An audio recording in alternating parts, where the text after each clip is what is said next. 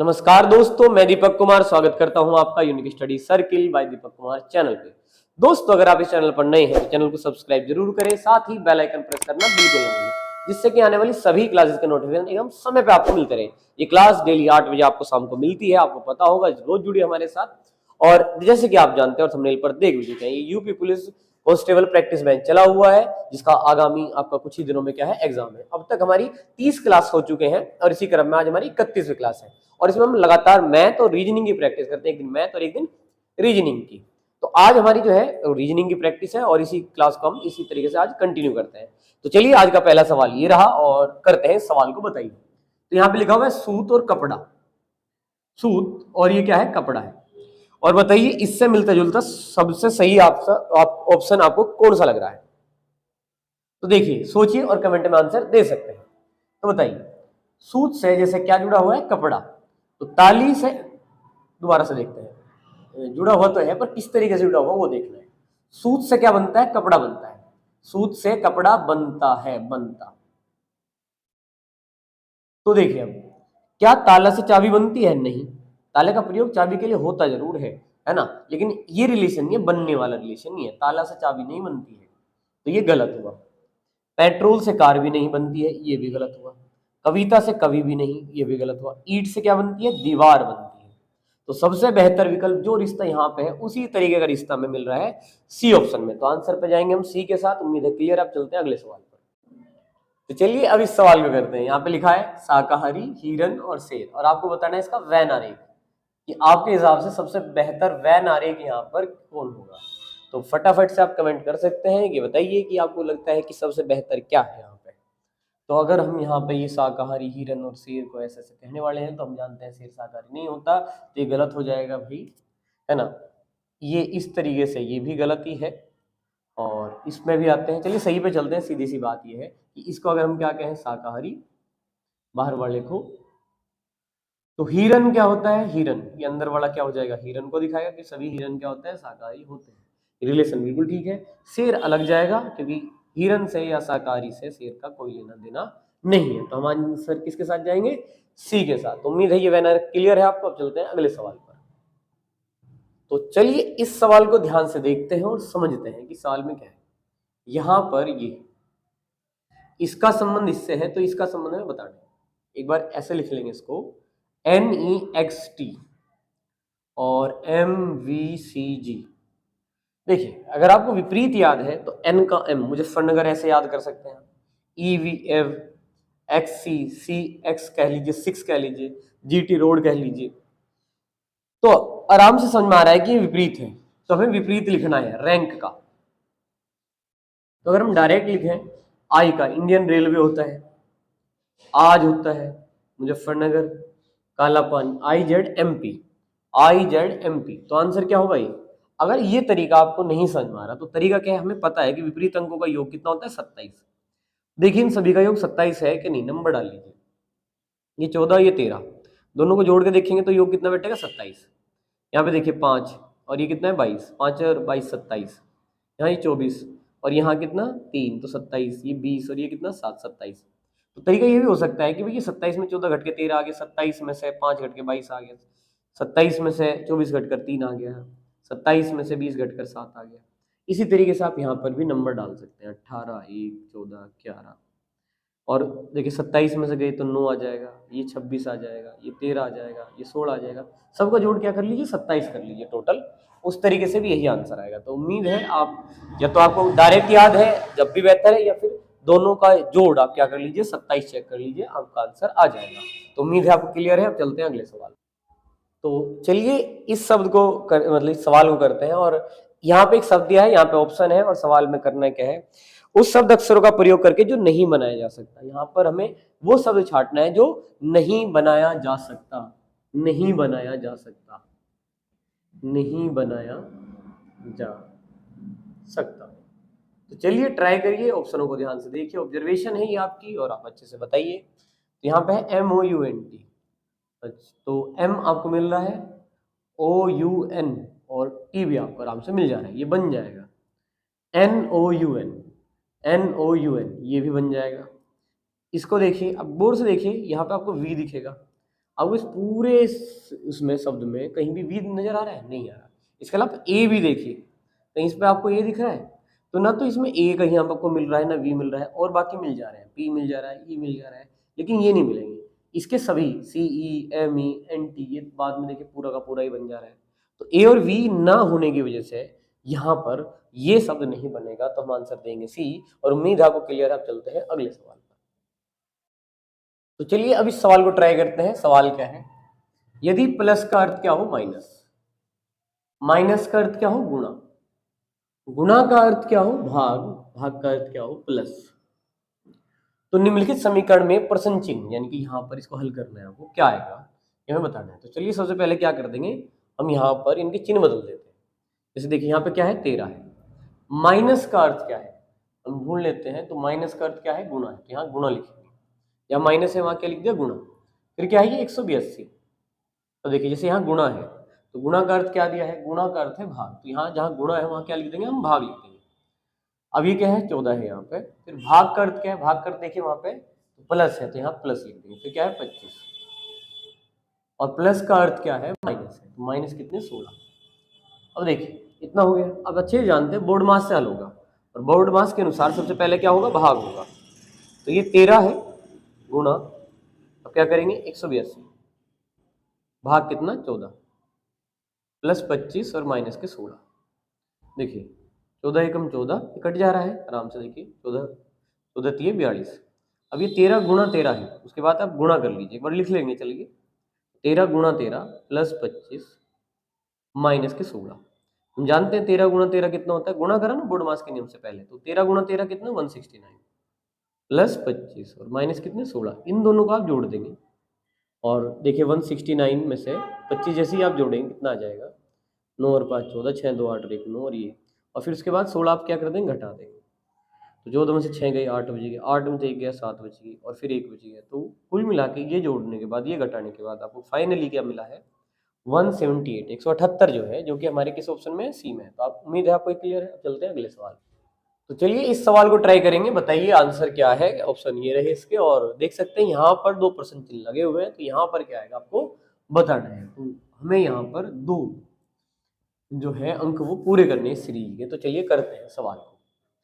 तो देखिए सबसे पहले आप गौर से देखिए यहाँ पे जाइए, 8 में 13, तो 8 और 5 13 जोड़ के आ जाएगा। यहाँ पे देखिए यहाँ पे 5 जुड़े हैं, और यहाँ पे 13 और 23 है, तो कितने जुड़े हैं 10 जुड़े हैं। तो ये यहाँ पर अगला अंक क्या जुड़ेगा आप बता सकते हैं। एक 2 तरीके हैं, तो 5 और 10 हुए, 5 और 5 10 हुए, तो 15 जोड़ सकते हैं हम यहाँ पर, या फिर ये इसका दुगुना है, 5 दूनी 10 है, तो अगर हम 10 का दुगुना लें यहाँ पे तो कितना आएगा उस समय 20 आएगा। तो 23 में अगर हम 20 जोड़ दें तो कितना आएगा 43 आएगा। कितना आएगा 43। तो 43 यहाँ पे हमें पहले अंक पे यहाँ पे मिल रहा है, लेकिन दूसरा अंक देखिए पता कैसे करेंगे, गौर से देखिएगा। यहाँ पे क्या है 8 दूनी 16 है, तो यहाँ पे देखिए 13 दूनी कितने हैं 26 है, यहाँ पे देखिए 23 दूनी कितने हैं 40 है, तो यहाँ पर आपको 43 दूनी करना है। तो 43 दूनी कितने 86, तो 43 और उसके साथ कितना 86। तो आप देख सकते हैं पहले में 5 का अंतर था, फिर 1 छोड़ कर लिया हमने, ठीक है। ये तो डबल है ना इसका, 8 दूनी 16 है, ये 13 दूनी 26 है, 23 दूनी 40 है, तो डबल लिखे हुए हैं। तो 43 दूनी 86, लेकिन उससे पहले यहाँ पर देखिए 13 कैसा है 8 और 5 13, 13 और 10 23, 23 और 20, 5 दूनी 10, 10 दूनी 20 लिया 43 आया, और डबल हो ही रहे हैं तो हमने दुगने कर दिया है। तो 43 और 86 आपके जो बी ऑप्शन में है ये हमारा आंसर हुआ। अब चलेंगे अगले सवाल पर। तो चलिए इस सवाल को ट्राई करिए और बताइए कि इस सवाल का आंसर क्या हो सकता है। तो चलिए पढ़ते हैं सवाल। एम और ये चिन्ह है ओम, आर का अर्थ, तो इस चिन्ह का अर्थ के लिए नाम भी मत बोलने की कोई जरूरत भी नहीं होती चिन्ह की। तो ये जो चिन्ह यहाँ पे बना हुआ है, अगर आप जानते हैं ठीक है ओम का चिन्ह है, नहीं जानते कोई बात नहीं। इस चिन्ह का अर्थ क्या है कि जो आर के पति की बहन है, कौन एम, अगले वाली पति की क्या है यहाँ बहन हो जाएगी। इसका देखिए क्या है आर का पुत्र है, तो ये ना पुत्र हो जाएगा यहाँ पर अगर ये चिन्ह है। इसका मतलब क्या है आर का भाई, ये भाई का है बताएगा, और ये चिन्ह देखिए क्या बताएगा पुत्रवधू। तो चलिए सवाल को स्टार्ट कहाँ से करते हैं। सबसे पहले हम इसे यहाँ से स्टार्ट करने वाले हैं, आपको पता है, और एक पीढ़ी के अनुसार पीढ़ी दर पीढ़ी, एक पीढ़ी के लोग एक सीध में और ऊपर नीचे पीढ़ी के हिसाब से हम करने वाले हैं। तो इस तरीके से हम एक चित्र बनाएंगे, उसके बाद आंसर पता करेंगे। जैसे यहाँ पे ये चिन्ह है, तो इस चिन्ह का अर्थ क्या है आर का भाई, यानी कि पिछले वाले का है ना। आर का भाई कौन है, एम है, आर का भाई ये है, तो अगले वाला भाई है किसका, बी का। तो बी का भाई कौन होगा, ए। तो भाई जो है ए की पीढ़ी का होता है, तो उसी की पीढ़ी में ऐसे लिख देंगे। तो ए जो है बी का भाई हो गया। तो इस तरीके से ओम का मतलब क्या था, देखिए आर के पति की बहन, यानी कि सी के पति की बहन है, तो सी महिला होगी क्योंकि उसका पति बताया है इन्होंने। पति के लिए हमने ये देखिए ये बदल दिया है, तो डबल निशान लगे, घुमा के रखें, ध्यान रखिए। तो उसका कोई पति होगा और उसकी बहन कौन है, बी है। तो इस चिन्ह का मतलब जो ओम का है वो आर के पति की बहन, तो यहाँ पर यहाँ बी और सी के बीच में, तो सी के पति की बहन है बी, तो सी का पति कोई, उसकी बहन कौन होगी, बी। यहाँ पे माइनस लगा दिया है। आगे बढ़िए, बी और ये हो गया। अब प्लस देखते हैं, प्लस बराबर मतलब, तो बराबर क्या है, पुत्र वधु। सी क्या है भाई, पुत्र वधु है। आर की पुत्र वधु एम, तो यहाँ पर बराबर है, तो सी पुत्र वधु किसकी, डी की। तो अगर ये पुत्र वधु है तो डी का ये जो प्लस लगाया था ना, ये पुत्र हो जाएगा, जिससे कि ये उसकी पत्नी हुई, तो डी की क्या हो जाएगी, पुत्र वधु हो जाएगी। अब देखिए यहाँ पे इसका मतलब क्या है, आर का पुत्र कौन, एम है, तो यहाँ पर डी जो है पुत्र होगा किसका, ई का। तो उसके लिए देखिए डी पुत्र होगा किसका, होगा ई का होगा। यहाँ पर इसी सवाल के अंदर हमें थोड़ा सा देखिएगा ध्यान से, मैं थोड़ी जगह बना लेता हूँ, फिलहाल यहाँ प्लस है वो भूलिएगा मत। ई का पुत्र है डी यहाँ पर, तो ई का पुत्र हो गया क्या, डी। तो इस तरीके से बन गया है। तो आपको बताना क्या था, निम्नलिखित व्यंजक में से ए ई से, चलिए मिटानी है ये, जो हमें बताना है ए इससे ई से किस प्रकार संबंधित है, ई से। ए का संबंध बताना है, ई से बताना है। तो देखिए पुत्री, तो पुत्री ना देखिए ये यहाँ ई यहाँ है, इस जस्ट अगर ये यहाँ पे ए होता और माइनस होता तब पुत्री होती। दामाद, दामाद क्या, पुत्री का पति होता तब होता, तो वो भी गया। तो पुत्री भी गलत है, दामाद भी गलत है, पुत्र भी गलत है, क्योंकि 3 पीढ़ी नीचे है। संतान का पुत्र, तो देखिए यहाँ पे ये इसकी संतान और ये इसका पुत्र, और ये एक ही पीढ़ी में है, ये इसकी बहन होगी, ये इसका भाई पहले से था, तो इन्हीं इसी का लड़का है ये। तो ई की संतान है कोई लड़का या लड़की। डी को वैसे हम कह सकते हैं आराम से कि पुरुष है यहाँ पे, और संतान तो कहेंगे ही कहेंगे, उसका पुत्र है ये। तो सबसे बेहतर आंसर इस सवाल में क्या है, संतान का पुत्र। तो उम्मीद है आपको क्लियर है। आप चलते हैं अगले सवाल। तो चलिए इस सवाल को करते हैं और बताइए आंसर क्या होगा। पढ़ लेते हैं। रीतु बिंदु ए से चलना शुरू करती है और दक्षिण की ओर 9 किलोमीटर चलती है। वहां से वह बाईं ओर मुड़ती है और 8 किलोमीटर चलती है। फिर वह बाईं ओर मुड़ती है और 3 किलोमीटर चलती है। पुनः बाईं ओर मुड़ती है और 12 किलोमीटर चलती है। अंत में वह दाईं ओर मुड़ती है और 6 किलोमीटर चलती है। अब बिंदु बी पर जाकर रुकती है। बिंदु ए से बी की दूरी कितनी और किस दिशा में, ये हमें बताना है। सबसे पहले देखिए ये दिशा सूचक जो है यंत्र आप बनाए। ये क्या है, उत्तर है। इधर क्या मानते हैं हम, दक्षिण मानते हैं, ताकि आपको क्लियर हो कि आप किस दिशा में कौन सा डायरेक्शन मान रहे हैं। इधर आप पूर्व मानते हैं और इधर क्या, पश्चिम। हमेशा याद रखिएगा इस तरीके से आप। फिर यहाँ पर ये चिन्ह भी जरूर बना लें जो कि हमें दाएं को बताता है। उत्तर की दिशा दाईं इधर होती है, इस तरीके से नीचे क्या होता है भाई, हमारा दायां होता है। यहाँ पर दक्षिण की दिशा में ये दायां है और यहाँ पर ये जो है क्या है, दाएं को बताता है। तो जैसे कि आप परिचित हैं तो दायां में क्लियर है, और दायां अगर क्लियर है तो उसके विपरीत क्या होगा, बायां होगा। अब देखिए ये कोई बिंदु आपको मानना है जो कि आप कहाँ से शुरू किए हैं, ए से। बिंदु ए से चलना शुरू किया है, नाम दिया हुआ है ऋतु। दक्षिण की ओर 9 किलोमीटर जाते हैं। यहाँ से 9 किलोमीटर अगर डिस्टेंस आप ये मान के चले 9 किलोमीटर, तो आप यहाँ पे पहुंच गए। 9 किलो दक्षिण की ओर 9 किलोमीटर चलती है। यहाँ से वह बाईं ओर मुड़ती है। देखिए दक्षिण का इधर दायां है, इधर दायां है तो बायां इस साइड में होगा। चलिए तो बाईं ओर मुड़ती है और 8 किलोमीटर चलती है। तो अप्रोक्सीमेट इतनी लंबाई को आप 8 किलोमीटर मान के चलिए। फिर वह बाईं ओर मुड़ती है, यहाँ से बाएं। देखिए इधर नीचे की तरफ दायां होता है, पूर्व दिशा में, पूर्व दिशा में इस साइड में नीचे दायां होता है, तो ऊपर क्या होगा, बायां होगा। और ये आपका बायां होगा। बाईं ओर यहाँ पे देखिए बाएं को देख लीजिए, बाएं और मुड़ती है। तो दूरी कितनी है, 3 किलोमीटर। तो 3 किलोमीटर हमने ये थोड़ा छोटा रखा है, इसी हिसाब से 3 किलोमीटर की दूरी है यहाँ पर, 3 किलोमीटर। फिर कहा पुनः बाएं मुड़ते हैं। तो ये क्या है, आपका उत्तर दिशा है। उत्तर दिशा में इधर दायां है, इधर बायां होगा, यानी कि इधर क्या है, दायां है, इधर क्या होगा, बायां होगा। तो ये बायां, और इस बार आपको जाना कितनी दूर है, 12 किलोमीटर। देखिए ये 8 है, ये वाला कितना है, 8 है। तो अगर हम 8 जाएं तो देखिए 8 के सामने ये 8 हो जाएगा, यहाँ से लेके यानी कि यहाँ तक 4 और इस साइड में आ गए हम, तो 4 किलोमीटर आगे आगे। तो 8 यहाँ से यहाँ तक मानिए इसके सामने, और 4 किलोमीटर एक्स्ट्रा मानिए। तो यहाँ पर हम हैं अब। तो 12 किलोमीटर के अंत में वह दाईं ओर, यहाँ से दायां, तो ये कौन सी दिशा है, अभी हम आ रहे हैं पश्चिम में, दायां ऊपर बैठ जाएगा। और कितनी दूरी, 6 किलोमीटर, तो ये 6 किलोमीटर हमारी बैठ जाएगी। देखिएगा 6 किलोमीटर बिल्कुल इसके सामने बैठेगी, बिल्कुल इसके सामने। क्यों? क्योंकि टोटल दूरी कितनी थी, 9 थी, ये कितनी थी, 3 थी, तो इसके सामने अगर 3 घटाए 9 में से, ये 3 है, अगर इतना इतना अगर 3 है, तो बाकी बचा ऊपर ऊपर का कितना हुआ, 6। तो 6 ये और 6 ये बिल्कुल सीध में होगा ए, और यहाँ पे क्या है, अंत में बिंदु बी पर जाकर रुकते हैं। अब बताना है बिंदु ए से, यानी कि इससे, बिंदु ए से क्या बताना है, कितनी दूरी पर है। तो ये दूरी अगर 4 है, तो ये दूरी भी कितनी होगी भाई, बिल्कुल एक स्क्वायर बना है, ये 6 ये 6, 90 डिग्री एंगल है, तो ये सामने की भुजा क्या होगी, बराबर। तो 4 किलोमीटर के सामने दूरी क्या होगी, 4 किलोमीटर। अब बताना क्या है, दिशा। तो ए से दिशा बतानी है। अगर साधारण बताते हैं किस दिशा में जा रहा है, तो उत्तर बताते, लेकिन फिलहाल ए से डायरेक्शन, ये डायरेक्शन देखिए कौन सा है, ये डायरेक्शन कौन सा है, पश्चिम में है। तो ए से बी क्या है, 4 किलोमीटर है, और क्या है भाई, पश्चिम में है। तो आंसर क्या देंगे हम, सी देंगे। तो उम्मीद है आपको क्लियर। अब चलते हैं अगले सवाल पर। तो चलिए इस सवाल को ट्राई करते हैं। सवाल क्या है, पढ़ते हैं। गौरव और रोहित की वर्तमान आयु के बीच जो अनुपात है वो कितना है, 4:5 है। यदि उनकी आयु के बीच का अंतर कितना हो, 8 वर्ष हो, तो 4 वर्ष बाद उनकी आयु का योग क्या होगा, बताना है। देखिए यहाँ पर लिख लीजिए एक बार, चलिए, गौरव और रोहित की वर्तमान आयु का अनुपात जो दिया हुआ है 4:5, लिख लीजिए यहाँ पर। अब जैसे कि आप देख पा रहे हैं कि अंतर कितना दिया हुआ है, 8, तो 5 और 4 का अंतर घटा लीजिए, कितना है, 1। तो 1 का मान कितना हो गया सवाल में, 8 हो गया, क्योंकि दिया हुआ है अंतर कितना है, 8 वर्ष का है। तो 5 और 4 का अंतर कितना है, 1 है, तो 1 ही बराबर किसके होगा, 8 के। इसका मतलब 1:8 है, तो 4 कितने के बराबर होगा, 8 से गुणा करिए, 8 चौक 32 होगा, 32 होगा। इधर कर दीजिए गुणा 8 से ही, 1 का मान 8 है, तो 4 का मान 8 चौक 32 हो गया, 5 का मान 8 पंजे 40 हो गया। ये इनका कब का है, वर्तमान का, लेकिन हमें बताना है 4 वर्ष बाद उनकी आयु का योग क्या होगा। अब 4 वर्ष में ये 32 वाला कितने का हो जाएगा, 36 साल का हो जाएगा। तो इसमें 4 जोड़ दीजिए, इसमें भी जोड़ दीजिए आप, ये कितने का हो जाएगा, 44 का हो जाएगा। अब इन्हें जोड़िए आप लोग, 36 और 44 जोड़ के कितने हो जाएंगे, 80 हो जाएंगे।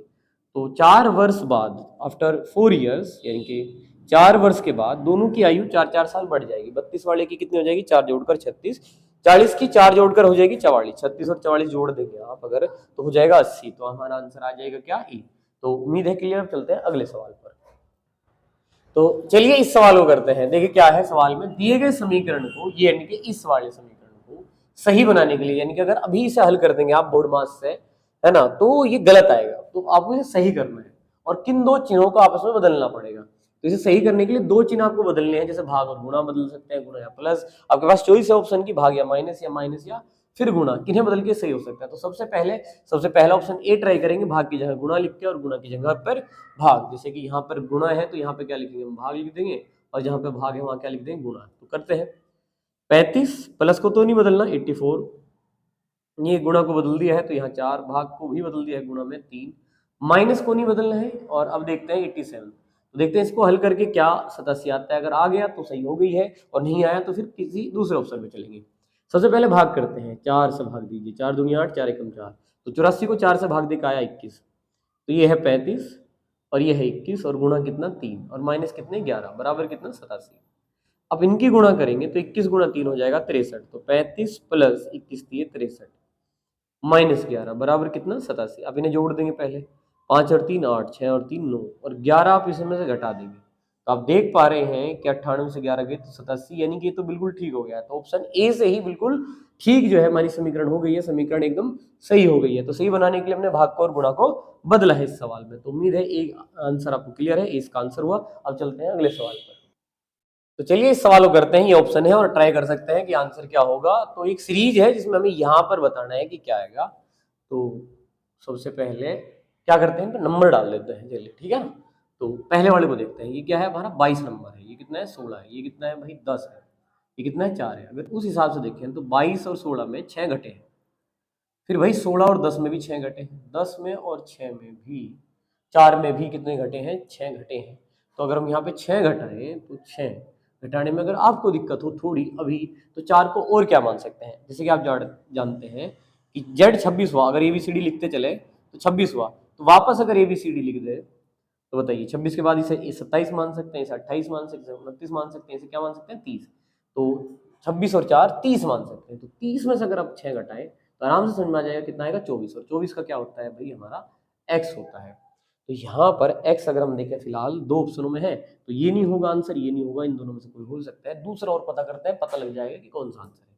ये 21 है, ये कितना है 15 है। तो जाहिर सी बात है 21 में से भी 6 घटकर ही 15 आए हैं, 15 में से 6 घटकर ही कितना आए हैं 9 आए हैं, का बिल्कुल ठीक है।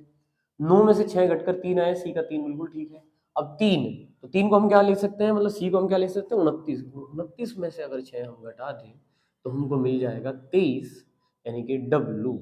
तो ये मिलेगा हमें डब्लू, और एक्स और डब्लू है किसमें, इसमें भाई सी ऑप्शन में। बाकी आप दो बार खुद ट्राई करिएगा, उसमें भी 6 का ही आंसर मिल जाएगा आपको आराम से। तो आंसर हुआ सी। और चलते हैं अगले सवाल पर। तो चलिए इस सवाल को करते हैं। सवाल क्या है, निम्न आकृति में कितने समचतुर्भुज, समचतुर्भुज यानी कि रोम्बस, और आपको इसकी डेफिनेशन पहले पता होनी चाहिए कि एक ऐसा चतुर्भुज जिसकी चारों भुजाएं क्या होती हैं, समान होती है। ऐसी ही मिलती जुलती परिभाषा किसकी है, वर्ग यानी कि स्क्वायर की भी है, जिसकी चारों भुजाएं समान होती है। बस इसका प्रत्येक कोण क्या नहीं होता, 90 डिग्री नहीं होता। वर्ग में क्या होता है, प्रत्येक कोण 90 डिग्री होता है।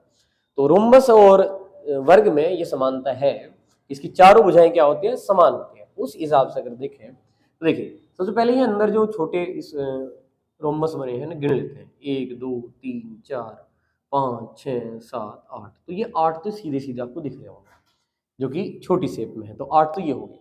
अब देखिए अगर इस लाइन और इस लाइन को देखें कि यहाँ पर इस तरीके से जो एक बड़ा सा रोम्बस है, उसके अंदर इस तरीके से जो बना हुआ है ये लाइन और ये लाइन, तो 1 2 3 और 4। तो यहाँ पर कितने भी 4 बने हुए हैं।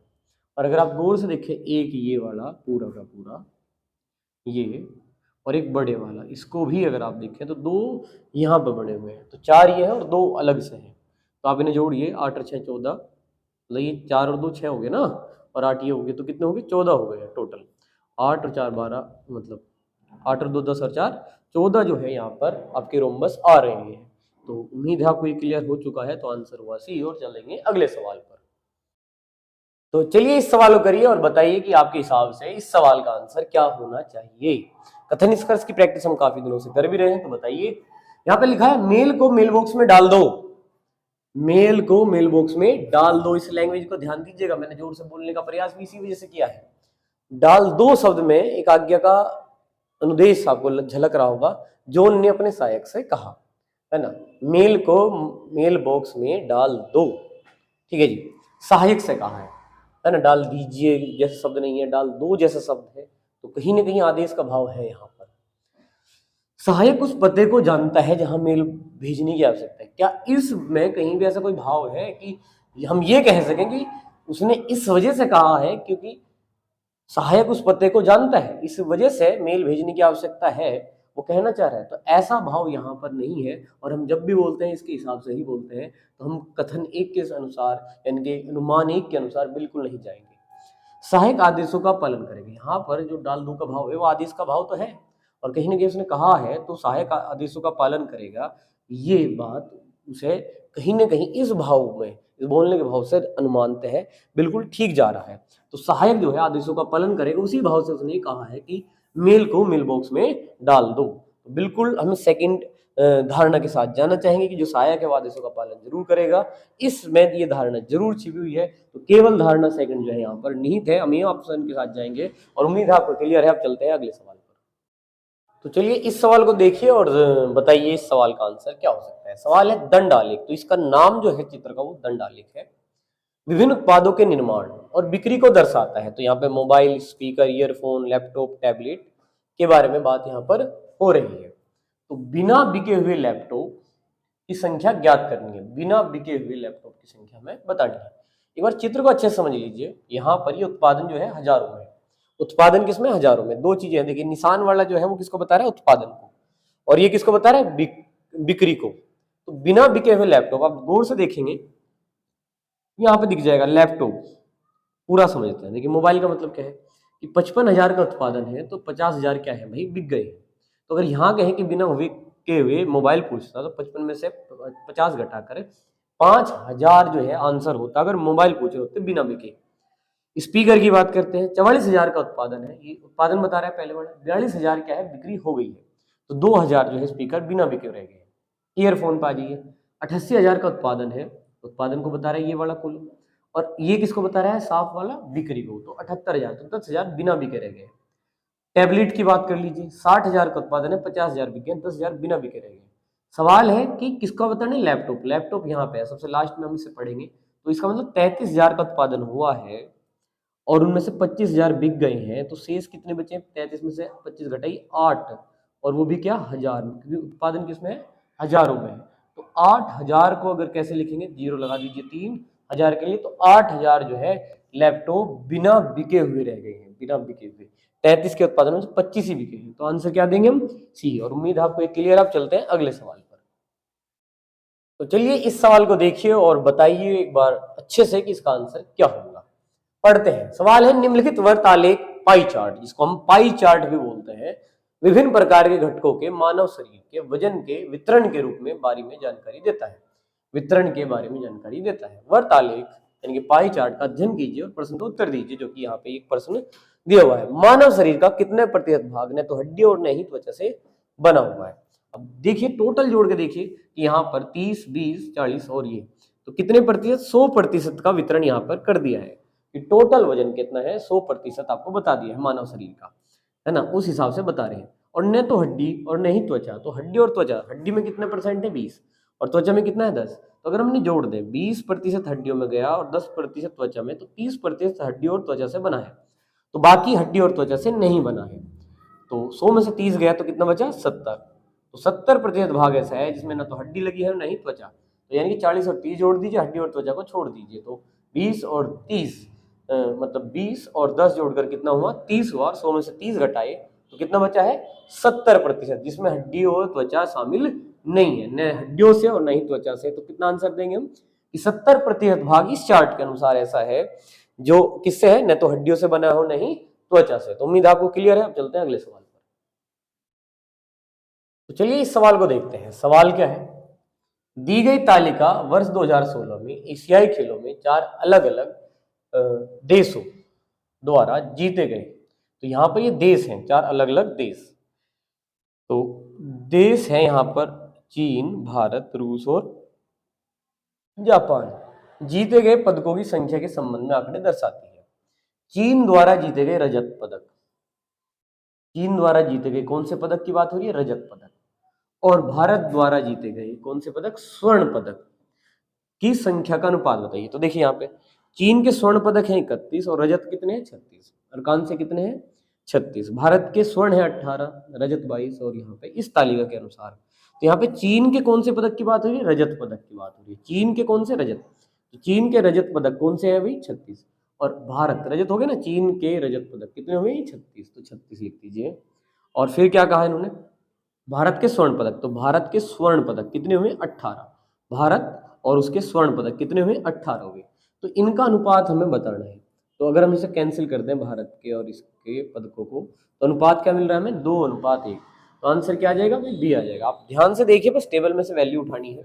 तो चीन के रजत पदक क्लियर होंगे, आपको आराम से दिख रहे होंगे। चीन के, ये पूरा कॉलम किसका है, चीन का है। ये स्वर्ण है, ये रजत है, और ये क्या है, कांस्य है। तो ये कितना हो गया आपका, 36 आ गया चीन के रजत पदक।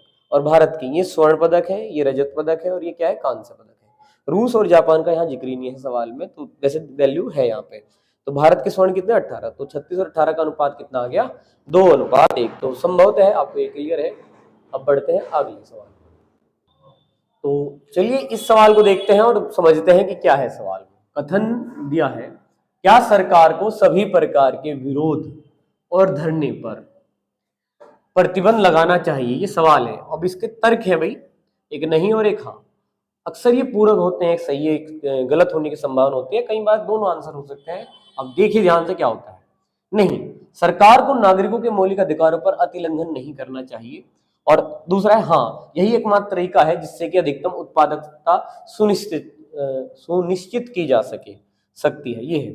तो देखिए, ये आपको अगर सही लगा हो ना लगा हो, ये गलत जरूर लग रहा होगा कि भाई यही एकमात्र तरीका है, अन्य कोई तरीका है ही नहीं, जैसे कहना चाह रहे हैं कि जिससे अधिकतम उत्पादकता सुनिश्चित की जा सके।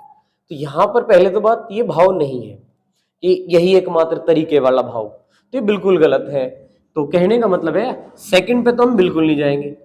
और क्या सरकार को विरोध और धरने पर प्रतिबंध लगा देना चाहिए?